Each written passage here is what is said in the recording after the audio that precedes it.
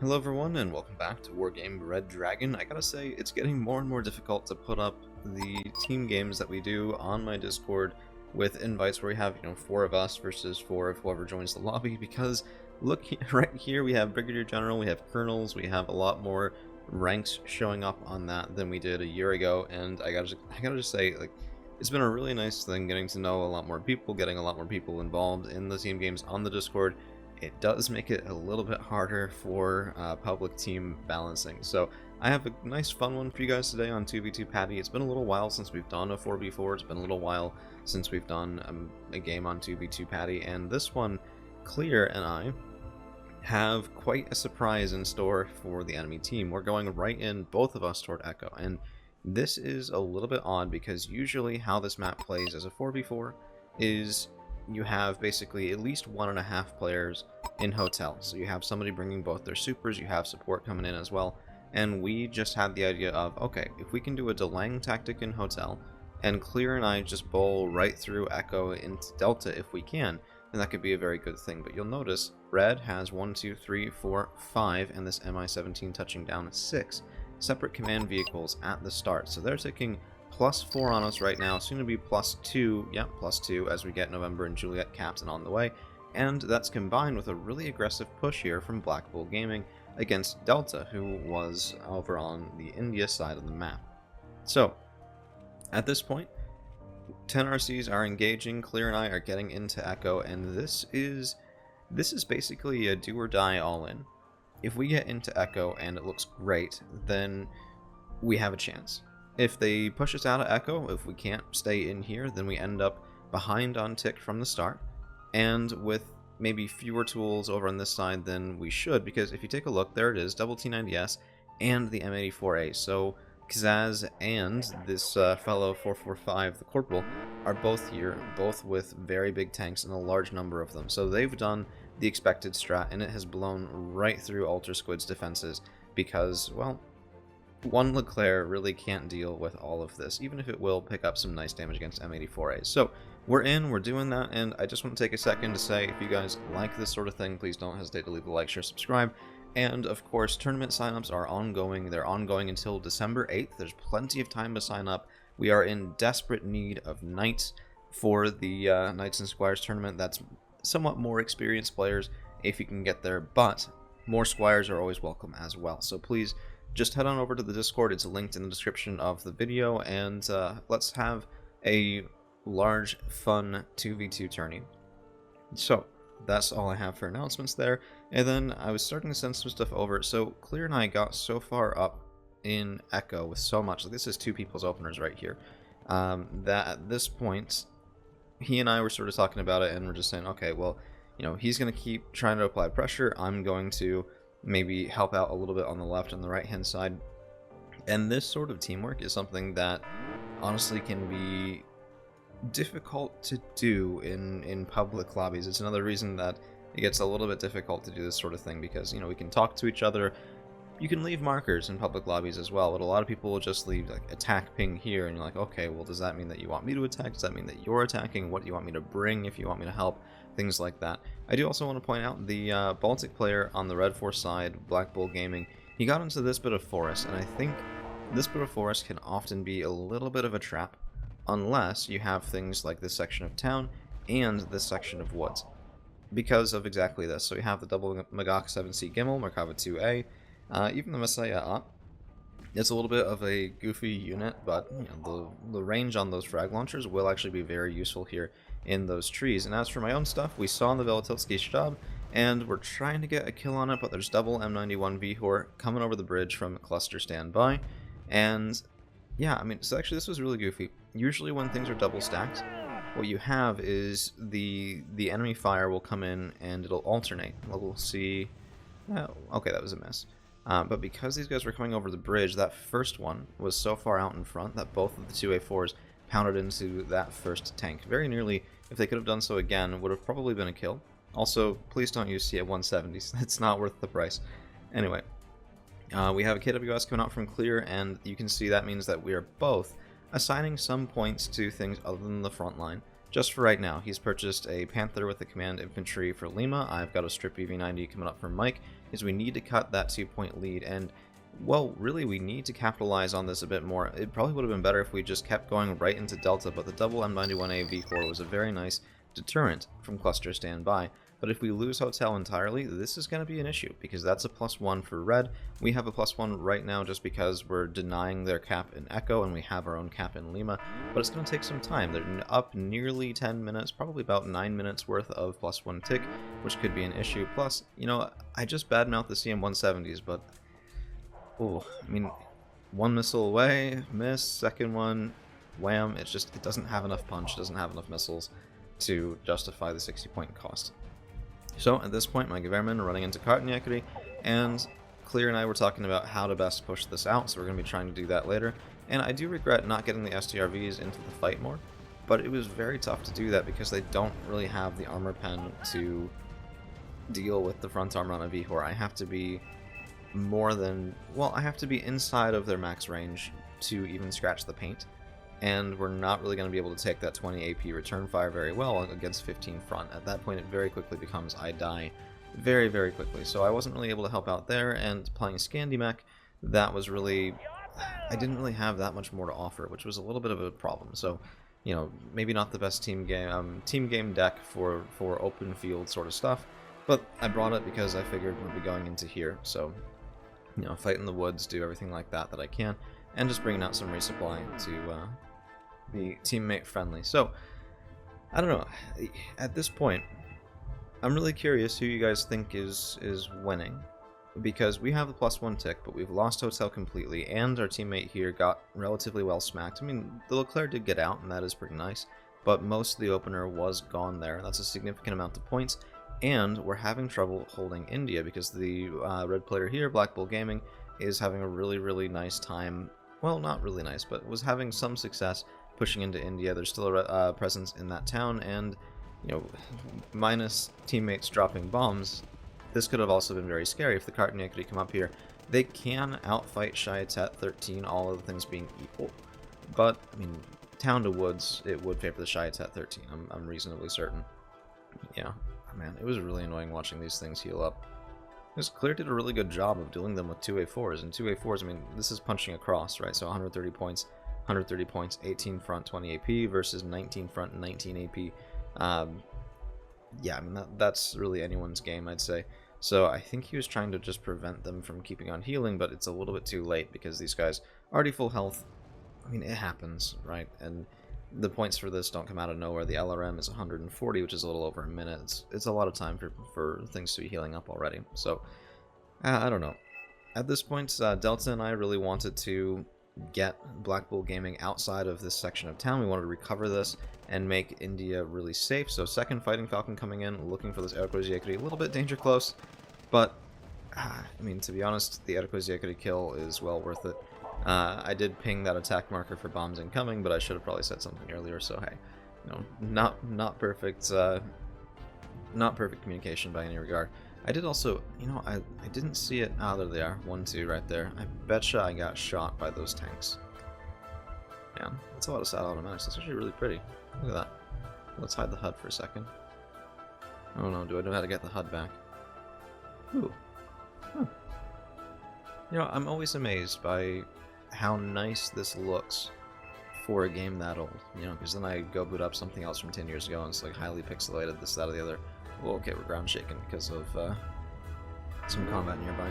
Now, this was a little bit goofy. I thought the Prochka was dead. It's probably a replacement Prochka. It only has 2 missiles, and I was thinking, okay, well, if it misses the first one, maybe I can get a cheeky kill in there, but yeah, no. So, don't throw away your Fennec Toad 2s, guys. It's not worth it. And we do have another stab in here in Hotel. Now, this is something I wanted to watch, because there's a 2A4, there's Leopard 2s, there's Leclercs, there's some reservists here. There's a lot here to make this push. So the question is, why does or why doesn't it work? And one of the things that's popping out to me right now is that the smoke, I think, is in the wrong spot. Or maybe the Leclercs are in the wrong spot given the smoke, right? The smoke's over on the left-hand side. This Leclerc is moving up, in and out, not really inside of the smoke. And that means that Red is going to be able to see them very easily. It means that there's not an emergency, oh, I need to break line of sight button that the Leclercs can really hit. And then, I don't know about engaging with this Leopard 2 here. Like, you gotta buy something at some point. And I understand that, but it seems like the Leopard 2 is a little bit fragile going in against the M84A, because 15 front 16 AP versus 15 front 19 AP times 2. It can be very rough. Oh no, B5. Oh right, I forgot about that. Yeah. Gazaz was a bit of a fan of those. I think we had both come out, and holy, everything there's just gone. Yeah. I mean, at this point, just withdraw the Leclercs, because what's going to happen is if they don't get withdrawn here, they're going to go up and not going to be able to see much of anything. These false Kamiagari were the farthest I felt comfortable going, given the amount that Red pushed early on, but they're not going to be able to spot everything super far back. So what's going to happen, these guys are going to pop up, they're going to get shot by 4 or 5 or 6 tanks, and even if they get a couple of kills on BVPs, it's going to be really rough, and actually could be even worse. Oh yeah, close range 19 AP, scales all the way up to 30. It's the first AP value that scales all the way to 30, and that was a big punch right there from, you know, aggressively smoked, nicely positioned M84A. So hey, props to the Red 4 player. That Corporal, I think, was the one doing that. Nicely done. Nice teamwork between the two of them as well. So it's always good to see that sort of thing, although sometimes I wish it wasn't going against me for that. But, yeah, B5 down. Nice. Okay. Yeah. Yeah, I wonder what killed those false Kamiagari during. It's like, there's a lot of places to look, right? There's a lot of places to look. And speaking of M91 V4, we're going to trade in with the MLU, and this is going to be probably a bad trade. I take these up vetted for 1v1 games. I didn't change that. Team games, I would certainly take 2 down vetted. But as it was, I just wanted to help loosen this up a little bit and make up for the fact that I wasn't really active on this front for quite a while. So killing that M91 really makes the Leopard 2A4s able to throw their weight around just that little bit easier. Oh my goodness. I had to say it, didn't I? Oh, there it is. Nice kill. So with that, both of those tanks that were giving us problems for a very long time are gone, and that will hopefully allow Clear and I to get some movement into Delta, which if we can get that, that will lock down even instead of a +1, that'll become a +2, and we're very nearly tied already, so that could be a very good thing. Plus, I think one thing that's interesting is that, you know, we got into Echo, and we didn't really capitalize on it into Delta. Red cleared most of Hotel, and then didn't really capitalize on it early. If we could wind back the clock and take a look at that, I'm reasonably certain they could have taken a very forward position here. And that could be very important, because then they can start attacking in through this section of trees into here. They can assault this section of town, but they didn't do it. And some of that might just be, you know, newer players at this, but I mean, we have a private, we have a first lieutenant here as well. I don't know, like, it's an interesting question. I'm really curious what the comms were like on that side, because they were probably relatively panicked over here, and yet they've left Cluster standby to sort of deal with it on its own. We've not really seen other people's units in here. Both of those VHORs were from Cluster standby, and we have, you know, a lot of stuff here from several people. So my Delta's Grupa, Reservists, Martyr 2s from Clear, we did a combined infantry push up onto this section of woods, and it worked out reasonably well. Now we're just making use of those Fighting Falcons, trying to get kills where we can, looking for the CV if we can get it, and you know, if we can't, we'll just call it some death and destruction. I think there was a lot of cluster coming out from right here. We were able to score 1 kill right there, getting a little bit of revenge for the India. Oh my goodness. Yeah. That's a lot of cluster. Oof. And it was fended off, but again, here's Cluster Standby and Black Bull Gaming, and you know, why does Cluster Standby have an M84 all the way this far, right? He's been fighting over in Delta Echo. Maybe this was his reinforcement route, he's coming over this way, but I think it would have been really nice to see, once Red had a good foothold here, to have one player lock it down, and the other player who was over here, because they still do have 2, I think, the other player shift over, maybe push into Echo, maybe push into Delta, but just help a teammate out, and that would have been really, really deadly. Like, we took a lot of losses here, all things considered, right? There was a lot of infantry here that is no longer. Some of my tools have been taken out, one after the other. There's a 2A4 down, things like that. Like, it was a good fight. It was one of those fights where we took more losses than we necessarily expected to, given that there was only 1 person ahead and 2 of our openers on this side. Which means that if somebody else had swung around, we might well have lost the position. So, B5 coming in from Kazaz, and I could have sworn we killed this already, but I think we get 2, and, well, could have sworn we killed both, honestly, unless there's another player who has them. Ooh, and there's a lot of fire coming in, and dead. Very nice. And at this point, it's a little bit different. So there's 2 Leclercs here again, there's Reservists here again, that B5 missed, thankfully. You do have to kind of wonder as well if it was worth the cost. It's like, yeah, it's not going to make up those points on the ground, but consider the impact of that last B5 when it hit the ground and wiped the entire section of infantry from this side. It made 2 Leclercs useless. It effectively deactivated 330 points worth of tanks at the press of a button, so that is pretty nice there. And now I want to see this tank engagement. I don't know, I never know where to look doing these. Like, I was playing this one, I still don't know where to look, because I love the chaos of team games. It's so much fun to see how all these different engagements go, how they work together, how they combine to make something, different. So we have Stormers, CV-9030, and including Carton. That explains what I was doing instead of watching this team fight during, well, this tank fight during, and okay, this is where you pop up. So the reservists are here, the Leclerc can be pushing in, you gun in, and you get a kill on an M84A, and then you retreat into the smoke, and you get in, and you get a kill on an M84A, and you retreat into the smoke, and that's sort of how you deal with this. The issue is double T90S are still back here, and that is definitely an issue. The other thing too is that if these are well microed, Proletarian 90 will cause trouble for Martyr 2s. Let's see if he is microing this. Nope, not really. Yeah, you need to turn off your tertiary there, dear Corporal, and probably pick up a Martyr 2, maybe even both of them if you're lucky. These things have high rate of fire. Very nice AP. Also, Clear has pushed in, finally getting Panzergren into Delta. With that, we actually go to a +3, having locked down Echo, and this is looking pretty over. We only have a couple of minutes left in the game regardless, and come on, pop up those Leclercs. I want to see this, come on. Come on, come on, come on. Get some mini-4A kills. Okay, the bad thing to do is to pop out on the left-hand side, because we don't have really optics here, there's no reservists here. The good place to pop out is going to be right, well, okay, there's double T90, yes. Honestly, at this point, it's really tempting to say just retreat, because like, those were some nice kills. That was good. It would have been better to have the reservists up ahead of it first, but that was very nice. And I don't really know if there's a point to that engagement right now, because in a couple of minutes, you're going to have everybody from your team coming over and helping out, because we don't really need to be buying for Delta or Echo anymore, and oh man, come on, come on, come on. Oh, there's just so many tanks. Oh my goodness. Yeah, I mean, double M84A, double T90S, right on top of each other. Man. Yeah. Honestly, we've all been there. It's just, holy cow. That was brutal. Brutal, brutal stuff. Speaking of brutal stuff, we do have pretty much the last engagement over on this side going on at present. Carton could be trying to hold out, but I mean, there's Stormer, there's more Stormer.